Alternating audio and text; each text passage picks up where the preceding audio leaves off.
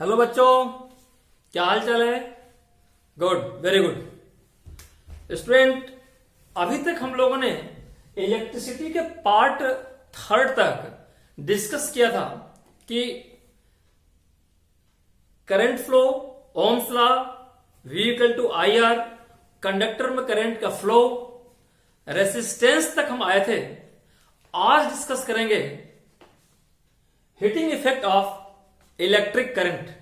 Current से heat का क्या रिलेशन है और कौन से हीट एनर्जी, इससे क्या रिलेशन है। आइए थोड़ा सा बैक में 1 मिनट के लिए चलते हैं, फिर इस कोर टॉपिक पे आते हैं। चलो मान लो कि एक सेल है, मान लो कि एक सेल है। क्या मैंने बोला, ये सेल ले लेते हैं।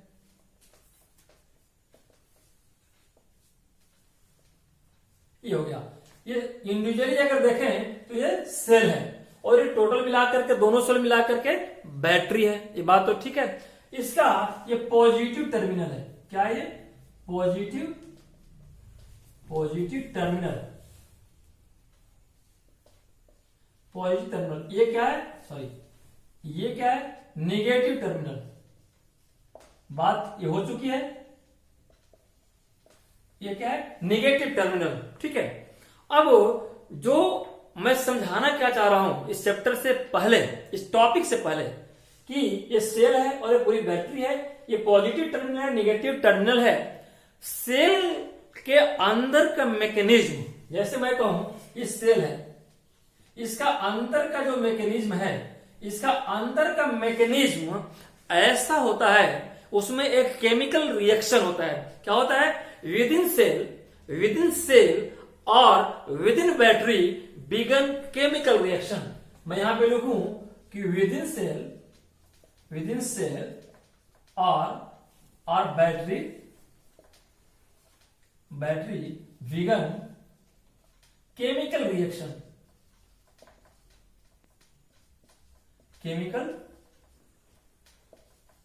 केमिकल रिएक्शन सेल के अंदर या ये कोई बैटरी के अंदर एक केमिकल रिएक्शन होता है।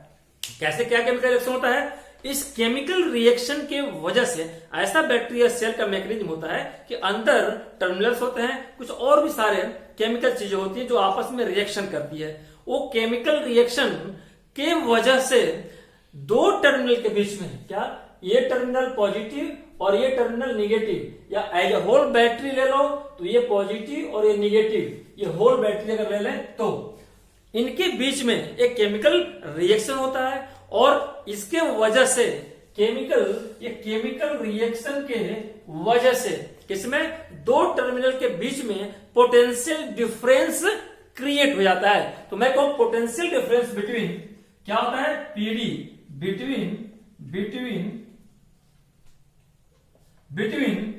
टू टर्मिनल्स, ठीक है? बिटवीन टू टर्मिनल्स, दो टर्मिनल के बीच में पोटेंशियल डिफरेंस क्रिएट हो जाता है और यहीं से इलेक्ट्रॉन में, या मैं कहूं चार्ज में मोशन शुरू हो जाता है। इससे केमिकल रिएक्शन से पोटेंशियल डिफरेंस होता है। और हम लोग डिस्कस कर चुके हैं कि जहां पोटेंशियल डिफरेंस जरूरी है इलेक्ट्रिकल सर्किट में to flow the electron. Current के फ्लो के लिए दो पॉइंट के बीच में पोटेंशियल डिफरेंस कंपल्सरी है, ये बात देख चुके हैं। तो यहीं से फ्लो शुरू हो जाता है केमिकल रिएक्शन के वजह से, ठीक है? थ्रू सर्किट, इलेक्ट्रॉन के थ्रू सर्किट में करंट फ्लो होना शुरू हो जाता है। ये बात समझ में आई? अगर मैं ये कहूं कि ये जो बैटरी या सेल है, ये बैटरी या सेल, ये दोनों को मैं सोर्स कह सकता हूं। क्या सोर्स ऑफ इलेक्ट्रिकल एनर्जी मैं कह सकता हूं। सोर्स ऑफ इलेक्ट्रिकल, ये इलेक्ट्रिकल एनर्जी का सोर्स है। बड़े ध्यान से समझते चलना इस चीज को। मैं कहूं ये बैटरी या सेल, ये क्या है? इलेक्ट्रिकल एनर्जी के सोर्स हैं। और इस बैटरी या सेल में इंटरनल ऐसा इसका डिजाइन मैकेनिज्म होता है कि उसमें केमिकल रिएक्शन होता है। उस केमिकल रिएक्शन से पोटेंशियल डिफरेंस क्रिएट होता है और पोटेंशियल डिफरेंस ही कॉजेज इलेक्ट्रॉन के फ्लो के, दैट मीन्स करंट के फ्लो के। ये तो ऑलमोस्ट हम लोगों ने अभी तक पार्ट 3 तक के वीडियो में देख चुके हैं, पहले हम देख चुके हैं। थोड़ा सा मुझे बैकअप लेना जरूरी था क्योंकि इसका रोल है। और स्टूडेंट मैं ये कहूं कि इलेक्ट्रॉन को चार्ज करने के लिए, इलेक्ट्रॉन को एनर्जाइज करने के लिए, इलेक्ट्रॉन को मूव कराने के लिए एक वर्क करना पड़ता है। और वर्क कौन करता है? सोर्स, यानी कि बैटरी, या यूं कहूं कि इलेक्ट्रिकल एनर्जी को वर्क करने पड़ते हैं इलेक्ट्रॉन के फ्लो के लिए। मैंने क्या वर्क वर्ड यूज किया, बहुत ध्यान से समझना इस चीज को, स्टेप बाय स्टेप चलेंगे। तो क्वेश्चन रेज, एक क्वेश्चन रेज होता है कि एनर्जी सोर्स देती है, यानी बैटरी सोर्स हो गई, एनर्जी दी, और एनर्जी जाती कहां है? Where go energy? तो question raise, where does the energy go? अब मैं लिखूंगा यहां पे where does the energy go. आप बड़े ध्यान से देखना, वेयर डज एनर्जी गो। ये एनर्जी कहां जाती है? एक क्वेश्चन मार्क है। एनर्जी कहां जाती है देखेंगे। देखो यहां जाती है एनर्जी। मान लो मैं कहूं कि ये एनर्जी है, ये एनर्जी दो जगह जाती है। कहां जाती है? एनर्जी दो जगह जाती है। एग्जाम्पल पहले मैं दे दूं कि एक फैन आपके घर में है, फैन चल रहा है, तो उस फैन में एनर्जी ही यानी सोर्स, यानी इलेक्ट्रिकल सप्लाई, यानी कि बैटरी वर्क की, करंट फ्लो हुआ, इलेक्ट्रॉन का मूवमेंट हुआ, करंट फ्लो हुआ, तो फैन चलने लगा। तो उसमें एनर्जी वहां कंज्यूम हुई। कहां पे? पंखे के ब्लेड पे, फैन के ब्लेड को घुमाने में एनर्जी वहां कंज्यूम हुई। क्या पूरा एनर्जी कंज्यूम हो गई? नहीं, some energy consume to move the fan, है ना, और कुछ एनर्जी बच गई।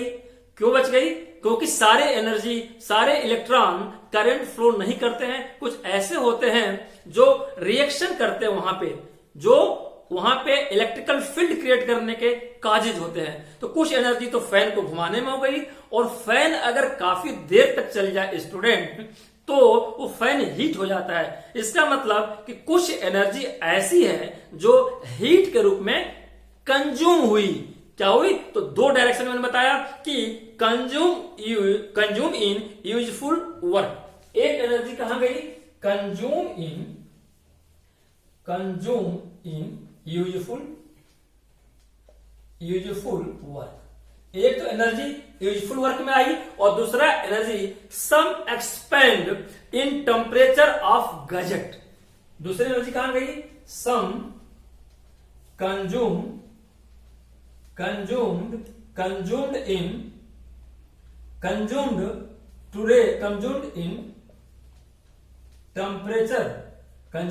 temperature of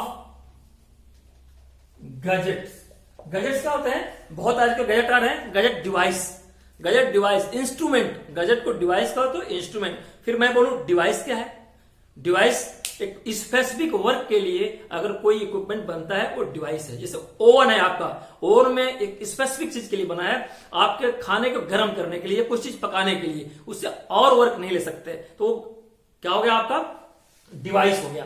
ठीक है, ये है। तो अब मैंने कहा कि दो तरह से हुई, एक कंज्यूम हुई यूजफुल वर्क में, और कुछ एनर्जी कंज्यूम हो गई आपके कहां पे?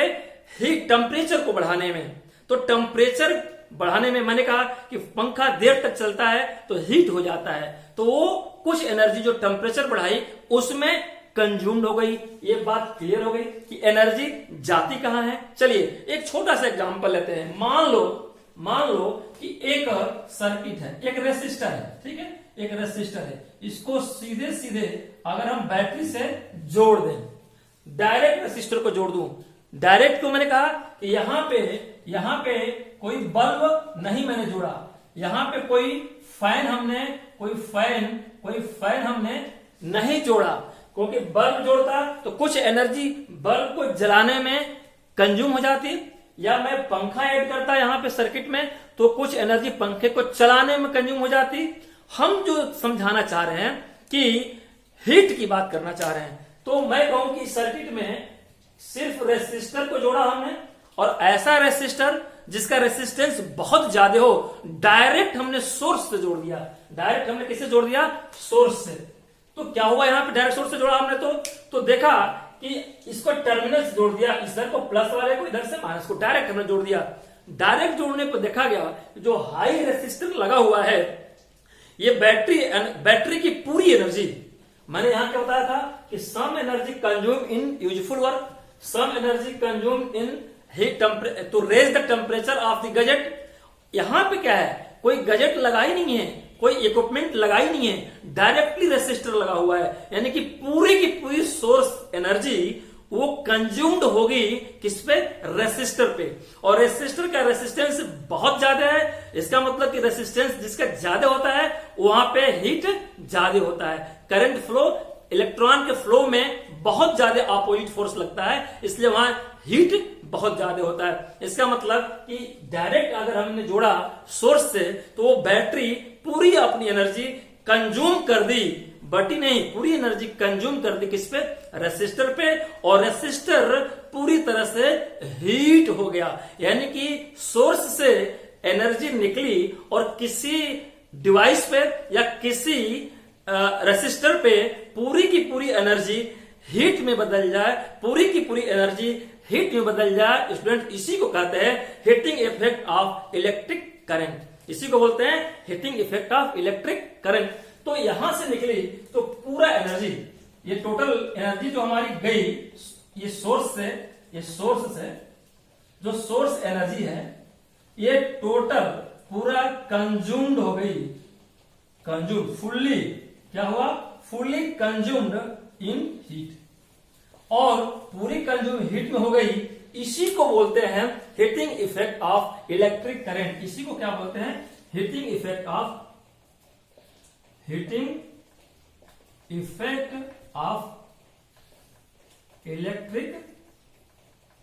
Electric current. इसी को बोलते हैं heating effect of electric current. Battery ने अपनी एनर्जी पूरी तरह से हीट के रूप में कंज्यूम्ड कर दी, और इस मेथड को, इस प्रोसेस को, this process created by the source energy, that means battery, क्या बैटरी का? ये source energy fully converted in heat energy is called heating effect of electric current. ये बात समझ में आ गई? आ गई। चलिए अब मिटाते हैं। एक बहुत छोटी सी चीज से शुरू करेंगे, और जो इस टॉपिक का कोर है ये बहुत ही कंफ्यूज करता है, और ऑलमोस्ट स्टूडेंट इसको रटते हैं, क्लेम करते हैं स्टूडेंट्स, ये रटने की चीज नहीं है। देखना, बहुत ही मजेदार तरीके से इसको समझाऊंगा, इजी गोइंग। इसीलिए मैंने कुछ पीछे की चीजों को मैंने याद कराया था, वर्क की याद कराया था मैंने, कि वर्क सिर्फ मैन पावर ही नहीं करता, वर्क सोर्स करती है, बैटरी करती है। किस पे वर्क करती है? चार्जेस पे। मैं ये कहूं इलेक्ट्रॉन पे, या ये कहूं चार्जेस पे वर्क करके उनको डिस्प्लेस करती है, मूवमेंट देती है, और वही मूवमेंट करंट फ्लो का कॉज होता है। तो दो शब्द याद रखना, charge, battery, voltage V, potential difference V, और वर्क एनर्जी। ये तीन चीज याद रखना। देखना कैसे मैं छू मंत्र में इसको समझाता हूं। चलो अब मैं मिटाता हूं इसको। आइए चलिए, लेट चार्ज Q, मान लो किसी सर्किट में, किसी कंडक्टर में अगर चार्ज Q है, इसको फ्लो करने के लिए बैटरी को वर्क करना पड़ेगा, यानी कि वर्क को हम लोगों ने पढ़ा था W। तो वर्क को देखा था हम लोगों ने कि फोर्स इनटू डिस्प्लेसमेंट, ये हम लोगों ने देखा है, ठीक है। इसका मतलब है कि सोर्स बैटरी को T टाइम में VQ के बराबर एनर्जी सप्लाई करना पड़ेगा। ये बात नहीं समझ में आई? समझ में आई तो ठीक, नहीं समझ में आई तो उससे भी ठीक, क्योंकि अभी तो इसका शुरुआत करने चल रहे हैं। चलिए, एक बैटरी है, मान लीजिए एक हमने बैटरी लिया, अगर ये हमारा ये है रेसिस्टर, एक बैटरी लिया मैंने, जोड़ दिया, इस बैटरी पे मान लो एक बल्ब लगा दिया, ठीक है, कोई भी पॉइंट लगा दिया जहां एनर्जी कंज्यूम हो रही हो।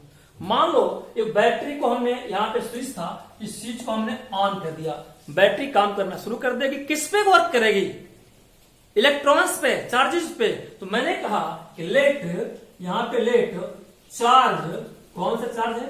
चार्ज यहां पे क्यू है, क्यू चार्ज है, और बैटरी ऑन कर दिया तो बैटरी इसको वर्क करेगी, तो वर्क करेगी, ये वर्क को हमने डब्ल्यू मान लिया, बैटरी वर्क करेगी डब्ल्यू मान लिया। और बैटरी का जो वोल्टेज पोटेंशियल डिफरेंस है, पोटेंशियल डिफरेंस है, वो हमने लिखा, क्या लिखा हमने? पीटी मान लिया वी, पीटी मान लिया वी, वोल्टेज समझो। तो एक चार्ज को मूव कराने में सोर्स एनर्जी को, दैट मीन्स बैटरी को कितना वर्क करना पड़ेगा? W equal to V into Q, W into V into W equal to V into Q. इसका मतलब हुआ कि बैटरी को T टाइम में वी क्यू के बराबर एनर्जी सप्लाई करना पड़ेगा। अब ये T कहां से आ गया भाई? मैंने जब कहा वर्क, वर्क, और वर्क को आप लोगों ने देखा होगा, मैंने पिछले लेक्चर में बताया था W अपॉन टी, कि वर्क अगर विथ इन टाइम होता है तो उसको पावर कहते हैं। अगर ये टी नहीं हुआ तो पावर नहीं कहेंगे, तब तो सिंपल वर्क हो गया। पावर, कितने टाइम में कितना वर्क कर दोगे, दैट इज कॉल्ड पावर। तो विथ रिस्पेक्ट टू टाइम हो जाए तो इसको पावर कहते हैं। तो हमने कहा कि वर्क तो हुआ, ये वर्क तो बैटरी ने किया, इसका मतलब कि ये किसके बराबर हुआ? कि जो सोर्स एनर्जी है बैटरी ने टी टाइम में, बैटरी ने टी टाइम में वीक्यू किया, किसमें? टी टाइम में वर्क डन हुआ वीक्यू, टी टाइम में वर्क आ गया तो टाइम आ गया, तो टी टाइम में वीक्यू वर्क किया। बात समझ में आई? इसका मतलब क्या हुआ? ये रटा रटा है कि नहीं? वर्क किया किसने? इसका मतलब हुआ कि बैटरी ने, बैटरी को वर्क करने में, यानी कि क्यू चार्ज को मूव कराने में कितनी एनर्जी सप्लाई करनी पड़ेगी। इसका मतलब कि ये जो हुआ एनर्जी सप्लाई बाय सोर्स, और सोर्स क्या है? सेल और बैटरी, सेल और बैटरी। ये एनर्जी सप्लाई करनी पड़ी तो वर्क हुआ, यानी कि जितना W है उतने ही एनर्जी सप्लाई करनी पड़ेगी, तो हमारा Q charge with in T time में मूव करेगा। अब इस एनर्जी सप्लाई का मतलब क्या है? और इस एनर्जी सप्लाई का मतलब क्या हो गया? बड़े ध्यान समझना कि इस एनर्जी सप्लाई का क्या मतलब हुआ कि पावर देना पड़ेगा इतना, यानी कि पावर देना पड़ेगा, मतलब कि टी टाइम में वर्क करना पड़ेगा। एनर्जी सप्लाई क्या है? ये पावर है, पावर देना पड़ेगा, है ना, विद इन टी टाइम में पावर। तो क्या देखा हमने? वर्क ही एनर्जी सप्लाई है, और जो एनर्जी सप्लाई वही पावर है अगर विद इन टाइम हमने सप्लाई कर दी, विद इन टाइम हमने वर्क कर दी क्यू चार्ज पे। और क्यू चार्ज पे वर्क किसने किया? सोर्स ने, यानी कि बैटरी ही वर्क करने का पोटेंशियल है, बैटरी में ही सारे वर्क करने की पावर है। ये बात तो सही होगी। चलिए अब करना क्या है? मैंने कहा कि पावर तब होगा जब विदिन टाइम होगा। तो मैं ये कहूं, इसको मैं मिटा दूं और इसको रहने देता हूं। अगर इसका मतलब साफ हुआ कि जो P हुआ पावर ये हुआ विथ रिस्पेक्ट टू T, यानी कि Q चार्ज पे सोर्स ने वर्क किया, यानी कि वर्क के बराबर एनर्जी सप्लाई की, और energy supply with in time 1 second में कर दी तो पावर हो गया। ये फार्मूला बन गया है, कोई बात नहीं। चलिए अब स्टूडेंट आप जानते हो कि जो W वर्क है वो किसके बराबर है? VQ के। तो मैं W की जगह पे, मैं W की जगह पे V into Q upon T लिख दूं, कोई प्रॉब्लम? कोई प्रॉब्लम नहीं, कोई प्रॉब्लम नहीं। और ध्यान से देखो, ये ध्यान से देखो, ये क्या है? ये ध्यान से देखिए, तो ये किसके बराबर है? ये ध्यान से देखिए, तो यही तो हमारा Q अपॉन T I है, नहीं है? I equal to Q upon T। 1 second में कितने कूलॉम चार्ज किसी पॉइंट से पास होता था तो करंट कहलाता था। मैंने फर्स्ट वीडियो में इलेक्ट्रिसिटी के पढ़ाया था, ठीक है। तो इसका मतलब ये फार्मूला क्या बन गया कि V इंटू आई, ठीक ना। इसको ऐसे ब्रैकेट में लिखते हैं, V इंटू आई बन गया, यानी कि जो Q अपान T है ये वही I है। ठीक है, ऐसे मैं लिख दूं Q upon T equal to I। बात समझ में आ गई? चलिए, तो रटना नहीं है। अब देखो कैसे फार्मूला ड्राइव हुआ। अब हमारा क्या बना, ultimately P equal to V into I ये बना। इस डेरिवेशन के हर पॉइंट, हर स्टेज क्वेश्चन है, किसी में ये दे देगा, ये दे देगा, ये पूछेगा, किसी में ये दो दे देगा, पावर पूछेगा। पावर ऐसे भी निकाल सकते हो और पावर इससे भी निकाल सकते हो। तो एक फार्मूला इसमें रटोगे, क्वेश्चन गलत। इसलिए फार्मूले का डेरिवेशन आना चाहिए और डेरिवेशन का हर स्टेप एक क्वेश्चन है। मान लो आप V और I इक्वल टू P सोचोगे और ये दोनों ना दिया हो, WT दिया होगा तो देखोगे कि डेरिवेशन का पहला स्टेप ही है, तो उस पर क्वेश्चन सॉल्व होगा। चलिए, अब नाउ सोर्स ने यानी बैटरी ने सर्किट को T टाइम में कितनी एनर्जी दिया? सोर्स ने यानी बैटरी ने सर्किट को T टाइम में कितनी एनर्जी सप्लाई किया? अभी ये जरा देखें कि इस सर्किट ने या बैटरी ने सर्किट को कितनी एनर्जी सप्लाई किया। तो मैंने कहा कि अगर एनर्जी, इसको क्या बोलेंगे, एनर्जी, ये एनर्जी, अगर एनर्जी E है तो इसने सप्लाई किया P इंटू टी। देखो ये पावर है ना, और एनर्जी ही पावर है। मैंने पहले बताया था कि एनर्जी ही यानी कि वर्क सप्लाई एनर्जी ही पावर है, और पावर तब होता है जब वर्क विद इन टाइम हो जाए। तो वर्क ही पावर है लेकिन टाइम के रिस्पेक्ट में है। और कितनी सोर्स एनर्जी होगी सप्लाई, कितनी एनर्जी सप्लाई होगी, ये E। तो अगर मान लो उस चार्ज पे अगर एनर्जी देना पड़ा P इंटू टी, यानी पावर इंटू टी का, कि T टाइम में कितना एनर्जी होगा, तो P इंटू टाइम, है ना, ये बात भी समझ में आ गई। तो P इंटू टाइम में स्टूडेंट्स ध्यान से देखो, ये जो P इंटू टाइम है, P इंटू टी है, तो P को हम क्या लिख सकते हैं, क्या V इंटू आई नहीं लिख सकते? P को V इंटू आई लिख सकते हैं भाई, V into I into T. ये भी बात समझ में आ गई कि V into I into T, यहां पर लिख दूं P equal to V into I. ये बात हो गई। अब देखो कि जो VIT है, क्या मैंने बोला, जो VIT है, आपने ओम्स लॉ को याद नहीं किया। ओम्स लॉ को जरा रिमेंबर कर लो कि V equal to I R होता था। क्यों ओम्स लॉ यहां पे कर रहे हैं? क्योंकि रेसिस्टर की मैं बात कर रहा हूं, किसी सर्किट में करंट फ्लो की बात कर रहे हैं, तो ओम्स लॉ जहां रेसिस्टेंस रहेगा, जहां रेसिस्टर रहेगा, वहां ओम्स लॉ खड़े हो जाएंगे। तो V इक्वल टू, मैंने कहा ओम्स लॉ में V equal to I R बात होती थी। तो जो V है, V की जगह पे I इंटू आर लिखेंगे, और I ये पहले से है और ये T पहले से है, ब्रैकेट में V equal to I into R. अब देखो क्या हुआ, ये बात समझ में आई, यहां तक तो समझ में आ गई। चलिए अब आगे बढ़ते हैं। तो एनर्जी, अब मैंने कहा कि जो ये एनर्जी है, ये एनर्जी क्या है, हीट है। जो ये एनर्जी की मैंने बात किया, ये एनर्जी क्या है बेटा, ये एनर्जी हीट एनर्जी है। क्योंकि पावर मैंने लिख दिया P इंटू टी, यानी एक सेकंड में कितना वोल्टेज, कितने बैटरी द्वारा काम किया गया, वो पावर हो गया। और पावर ही, किसी सर्किट का पावर ही हीट एनर्जी है। क्या है, हीट एनर्जी है। और ये जो मैंने हीट लिखा है, ये वर्क डन बाय सोर्स, यही तो है। ये जो हीट है, ये क्या है, ये वर्क डन बाय सोर्स। बड़े ध्यान समझना, इसको नोट करते चलना। वर्क डन बाय सोर्स, यानी कि बैटरी की बात कर रहा हूं। बैटरी ने वर्क किया, बैटरी ने एनर्जी दिया, वो एनर्जी रेसिस्टर में हीट के रूप में कन्वर्ट हुई, जिसको हम लोग heating effect of electric circuit कहा, हम लोगों ने इलेक्ट्रिक करंट कहा था, सॉरी। तो ये बात हुई। अब इसको समराइज मैं कर दूं तो क्या बना, इसका मतलब कि जो E हुआ, अब ये E क्या है, H है ना, E क्या है, H है। कैसे E H है, या मैंने समझा दिया। तो मैं यहां पे लिखूं, फार्मूला क्या बना, I into I square, H equal to I square, R है और ये T है। ये आपका हीट का फार्मूला बन के आ गया। ये हुआ डेरिवेशन हीट एनर्जी का।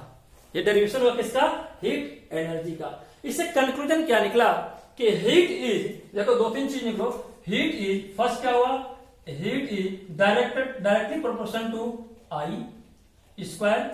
सेकेंड क्या निकला कि heat is directly proportion to R. Third क्या निकला, heat is directly proportion to T.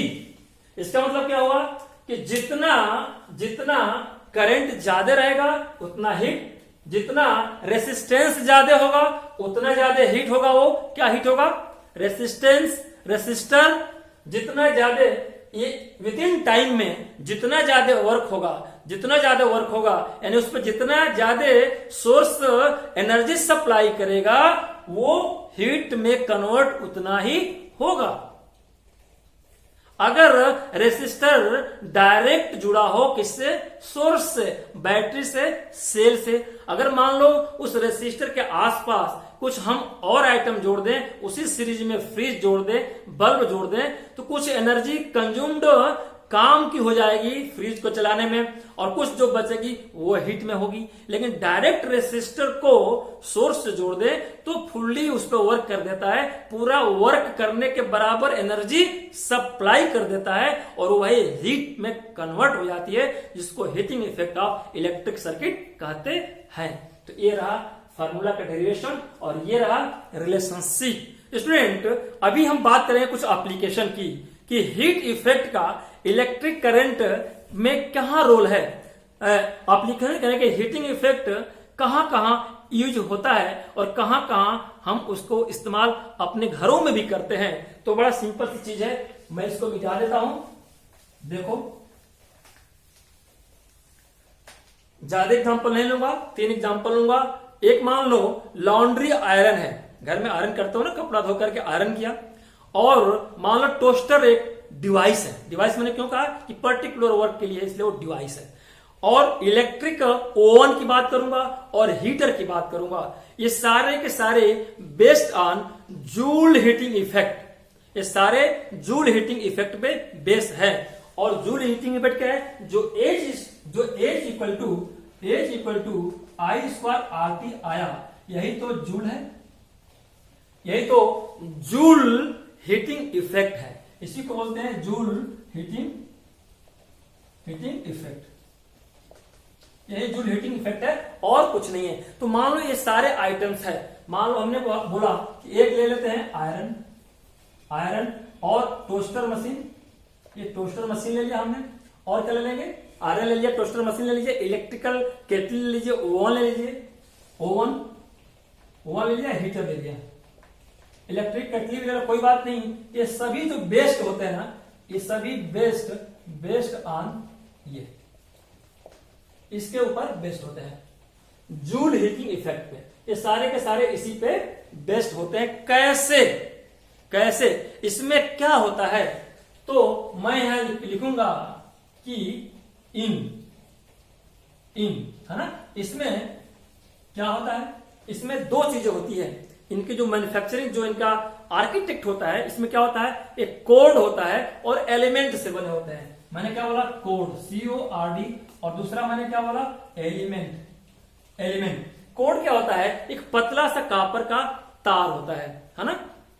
जैसे जो पतले कापर का तार का एक बना होता है, इसको बोलते हैं कोड।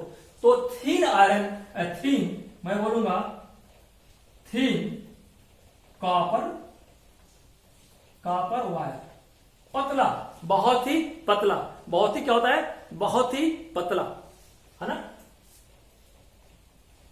छोटा सा, ठीक है ना, बहुत ही पतला कॉपर का ये तार होता है। THICK है, THICK, ये बहुत ही पतला कॉपर के तार का बना होता है, इसको बोलते हैं कोड। इसका रेसिस्टेंस बहुत ही लो होता है ना, इसका रेसिस्टेंस बहुत ही लो होता है। इसका R is very low, R बहुत ही इसका लो होता है। और इस एलिमेंट का R बहुत ही हाई होता है। इसका R is very high, HIGH, इसका R बहुत, यानी रेसिस्टेंस बहुत हाई। तो जिस चीज का जितना रेसिस्टेंस ज्यादा है उतना इलेक्ट्रॉन को फ्लो करने में उतना ही अपोजिट फोर्स लगाने की पावर, और जितना घर्षण होगा, जितना रिएक्शन होगा, उतने हीट रेज होगी। बात समझ में आई। और जो ये R इसका बहुत ही ज्यादा होता है तो उतने ही हीट ज्यादा इंट्रोड्यूस करता है या प्रोड्यूस करता है। तो जितना R हाई उतना है हीट, ये हीट प्रोड्यूस, हीट प्रोड्यूस यानी कि H इक्वल टू यही लगेगा I²RT, ये यहीं पर अप्लाई होता है। ठीक है, तो ये उतना ही हिट करेगा और इसमें इसका जो बहुत रेसिस्टेंस लो होता है तो उतना हिट नहीं रेज करता है, तो इसको एलिमिनेट करते हैं। तो जो ये आयरन ओवन टोस्टर में फटाक से कोई चीज रखते हो ओवन में खाना गर्म हो जाता है, ये है almost energy supplied by source converted in heat, यानी कि जूल हीटिंग इफेक्ट, इसलिए वो गर्म हो जाता है। आयरन करते हो तुरंत गर्म हो जाता है, उसका कोड गर्म नहीं होता क्योंकि उसमें बहुत थिक पतला तार का बना होता है, इसलिए उसमें रेसिस्टेंस कम होता है। गर्म क्या होता है, उसका निचला वाला हिस्सा है ना, जिसका रेसिस्टेंस बहुत ज्यादा होता है, तो आप आयरन करते हो। ऐसा ही कंसेप्ट हीटर का है। हीटर का कॉइल का रेसिस्टेंस बहुत ज्यादा होता है, पूरी सोर्स एनर्जी उस पर खर्च हो जाती है, वो हीट हो जाता है। अब बात करते हैं दूसरा एग्जाम्पल को कि बल्ब का लेते हैं, एक बल्ब का। और स्टूडेंट एक चीज जान लो, चाहे ये हो और ये हो, दोनों में करंट सेम है। देखो इसमें भी करंट सेम आ रही है, इसमें भी करंट सेम आ रही है। ये करंट में क्या होता है, ये कोई चीज जलती है, क्या हुआ, does not become heat and glow. इसमें क्या होता है कि रेसिस्टेंस कम होता है, तो डज नॉट बिकम क्या होता है, डज नॉट बिकम हॉट, ये गर्म नहीं होता है क्यों, रेसिस्टेंस इसका कम है, बताने की कोई जरूरत नहीं है। दोनों में करंट सेम है, ये गर्म नहीं होता है, लेकिन उतने ही करंट में गर्म हो जाता है क्योंकि यहाँ जूल हीटिंग इफेक्ट आता है। ये फार्मूला के आधार पे वो बना होता है हाई रेसिस्टेंस पे। अब आते हैं जरा बल्ब पे। इलेक्ट्रिक बल्ब है, इलेक्ट्रिक बल्ब में क्या करते हैं कि घर में इलेक्ट्रिक बल्ब होता है, देखो कैसे जलता है। उस बल्ब में एक फिलामेंट लगा होता है, वो फिलामेंट किसका बना होता है, टंगस्टन का। ये क्वेश्चन है, आता है कंपटीशन में भी और आपके बोर्ड के एग्जाम में भी। तो इलेक्ट्रिक हीटिंग जो होती है बल्ब का, वो लाइट के रूप में कन्वर्ट हो जाता है। और कैसे लाइट के रूप में कन्वर्ट होता है, फिलामेंट उसका बहुत ज्यादा हीट हो जाता है, उस हीट से वो रेड दिखता है और उससे ग्लो हुई लाइट दिखती है। वो फिलामेंट इतना रिटेन करता है हीट, फिलामेंट बहुत रिटेन करने के, फिलामेंट में हीट रिटेन करने की कैपेसिटी बहुत ज्यादा है। क्यों, क्योंकि उसका जो इमिट है वो गर्म होने के, हॉट होने के बाद ही इमिटेंस करता है, इसलिए कि उसका रेसिस्टेंस बहुत ज्यादा हाई होता है। और जो टंगस्टन बना होता है, ऐसे एलॉय या मेटल एलॉय को लेक्चर सेकेंड और थर्ड में मैं कर चुका हूं, उसको पॉज करके वीडियो देख लीजिएगा। वो ऐसे मेटल या एलॉय का बना होता है जिसका मेल्टिंग पॉइंट, इसका टंगस्टन का मेल्टिंग पॉइंट है, मेल्टिंग पॉइंट का मतलब ये 3380 डिग्री सेंटीग्रेड, क्या मैंने बोला, 3380 डिग्री सेंटीग्रेड, इतने हाई तक टेम्परेचर को झेल सकता है। इससे कम रहेगा तो नहीं गलेगा, सोचो इतना। तो मेल्टिंग पॉइंट इतना है, मतलब कि इतने डिग्री पे वो गल जाएगा। टेम्परेचर, हीट एनर्जी इतना पहुंच जाए, इतना हॉट हो जाए कि उसका टेम्परेचर इतना पहुंच जाए तो ही मेल्ट होगा, अगर इससे कम होगा तो नहीं मेल्ट होगा, है ना। इसलिए फिलामेंट टंगस्टन का बना होता है, एलॉय का बना होता है, मेटल का, ऐसा मेटल जिसमें बहुत ज्यादा रेसिस्टेंस हो और मेल्टिंग पॉइंट कम से कम इतना हो। ठीक है, अब एक फ्यूज की बात कर लेते हैं। घर में फ्यूज क्यों लगाते हैं, उसका रेसिस्टेंस ज्यादा होता है। बहुत कम रेसिस्टेंस का फटाक से अगर वोल्टेज हाई आया तो तुरंत वो फ्यूज उड़ जाता है। ठीक है, तो एक सीरीज में फ्यूज को घर में जोड़ा जाता है। किसमें हो जाता है, एक वो जो डिवाइस है फ्यूज, उसको सीरीज में जोड़ते हैं और वो भी मेटल और एलॉय का होता है। ठीक ना, और टंगस्टन को मैंने बता दिया। तो student, heating effect of electric circuit में इतना ही था, मेन वो फार्मूला का डेरिवेशन था। ये चैप्टर यहां पे खत्म होता है स्टूडेंट्स। अब मैं थोड़ा सा अपनी स्ट्रेटेजी चेंज किया हूं। इलेक्ट्रिसिटी के सारे क्वेश्चन न्यूमेरिकल को मैंने सोचा था कि न्यूमेरिकल का सेशन अलग करूंगा, लेकिन इस चैप्टर का न्यूमेरिकल मैं इसी सीरीज में कंटिन्यू करूंगा। तो जो वीडियो 5 होगा वो इलेक्ट्रिसिटी के न्यूमेरिकल का होगा और इसमें बहुत सारे न्यूमेरिकल एक सीरीज में देखेंगे। तो कभी डिसकंटिन्यू टर्निंग पॉइंट से मत होइएगा, टर्निंग पॉइंट बने रहिएगा। स्टूडेंट आज का लेक्चर कैसा रहा, अच्छा लगा सब्सक्राइब करिए, लाइक करिए, शेयर करिए और कमेंट करना ना भूलिए students. Thank you very much, bye bye.